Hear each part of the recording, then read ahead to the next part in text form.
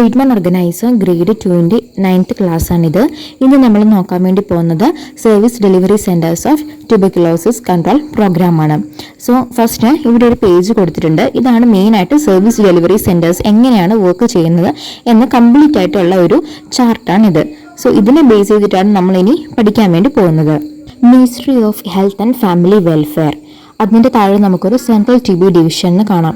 So നമ്മുടെ ഈ T B unit ആണെങ്കിലും ഡിസ്ട്രിക്ട് ടി ബി സെൻറ്ററും സ്റ്റേറ്റ് ടി ബി സെൻറ്ററും അതുപോലെ സെൻട്രൽ ആയിട്ടുള്ള ടി ബി സെൻറ്റർ എന്ന് വെച്ചാൽ നമ്മളെന്താ താഴെ മുതൽ ഡിസ്ട്രിക്ട് ലെവൽ മുതൽ state level central level, so ഇങ്ങനെ പോകുന്ന എല്ലാ കാര്യങ്ങളും നമ്മൾ ചെയ്യുന്ന ഈ സർവീസ് ഡെലിവറീസ് കംപ്ലീറ്റും എന്തിൻ്റെ കീഴിലാണ് വരുന്നത്?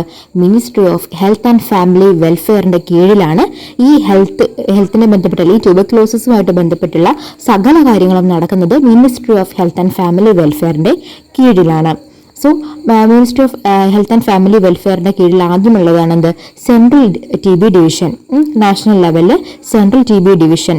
സെൻട്രൽ ടി ബി ഡിവിഷൻ എന്താണെന്നും അവിടെ ചെയ്യുന്ന കാര്യങ്ങൾ അതൊക്കെ നമ്മൾ ഇനി പഠിക്കും നമ്മൾ. അപ്പോൾ ഇത് ജസ്റ്റ് എന്താണ് ചാർട്ട് പോകുന്നത് എങ്ങനെയാണെന്ന് നോക്കുക. അപ്പം ministry of health and family വെൽഫെയറിൻ്റെ കീഴിൽ സെൻട്രൽ ടി ബി ഡിവിഷൻ വന്നു. ഈ സെൻട്രൽ ടി ബി ഡിവിഷൻ്റെ ഇതിൽ വരുന്നതാണ് നാഷണൽ കമ്മിറ്റീസും അതുപോലെ നാഷണൽ ഇൻസ്റ്റിറ്റ്യൂട്ടും. സെൻട്രൽ ടി ബി ഡിവിഷൻസിൽ എന്തൊക്കെയുണ്ട്? നാഷണൽ കമ്മിറ്റീസും ഉണ്ട്, നാഷണൽ ഇൻസ്റ്റിറ്റ്യൂട്ട്സും ഉണ്ട്. ഇനി സെൻട്രൽ ടി ബി ഡിവിഷൻ കഴിഞ്ഞു, ഇനി വരുന്നതാണ് സ്റ്റേറ്റ് ലെവലിൽ ടി ബി സെല്ല് ഉണ്ടായിരിക്കണം. അപ്പോൾ സ്റ്റേറ്റ് ലെവലിൽ ടി ബിൻ്റെ കാര്യങ്ങളൊക്കെ നോക്കുന്നത് എന്താണ്? സ്റ്റേറ്റ് ടി ബി സെല്ലാണ്. ഇനി അതുപോലെ നെക്സ്റ്റ് വരുന്നത് എന്താ? ഡിസ്ട്രിക്റ്റിൽ നോക്കണം അല്ലേ? അപ്പം ഡിസ്ട്രിക്ട് ടി ബി സെൻറ്റേഴ്സ് ആണ് നെക്സ്റ്റ് വരുന്നത്. സൈഡിൽ കൊടുത്തിരിക്കുന്നത് ഇതുവരെ എത്ര ഡിസ്ട്രിക്ട് ടി ബി സെൻറ്റേഴ്സ് ഉണ്ട് എന്നുള്ളതിൻ്റെ എണ്ണമാണ്. അതൊന്നും അങ്ങനെ പഠിക്കേണ്ട ആവശ്യമില്ല. ദെൻ നെക്സ്റ്റ് വരുന്നത് ടി ബി യൂണിറ്റ് എന്ന് വെച്ചാൽ സബ് ഡിസ്ട്രിക്ട് ലെവലിലാണ് ടി ബി യൂണിറ്റ്സ് ഒക്കെ വരുന്നത്. നെക്സ്റ്റ് അതിന് താഴെ എന്തുണ്ട്? ടി ബി ഡയഗ്നോസ്റ്റിക് സെന്റർ അല്ലെങ്കിൽ എന്തെന്നൂടി അറിയപ്പെടുന്നുണ്ട്? ഡെസിഗ്നേറ്റഡ് മൈക്രോസ്കോപ്പി സെന്റേഴ്സ് എന്നും കൂടി ഇവയെ അറിയപ്പെടുന്നുണ്ട്. ഇനി ഈ ടി ബി ഡയഗ്നോസ് ചെയ്യുന്നതാണ് ഈ സെന്റേഴ്സിൽ. അതാണ് ടി ബി ഡയഗ്നോസ്റ്റിക് സെന്റർ അല്ലെങ്കിൽ ഡെസിഗ്നേറ്റഡ് മൈക്രോസ്കോപ്പി സെന്റർ എന്ന് വെച്ചാൽ നമ്മുടെ സ്പെക്ട്രം മൈക്രോസ്കോപ്പി ഒക്കെ അല്ലേ ഇതൊക്കെ ചെയ്യുന്ന ഒരു ഏരിയ. ദെൻ നെക്സ്റ്റ് വരുന്നത് എന്താ? Peripheral health institutes. അതെന്ത് ചെയ്യുന്നുണ്ട്?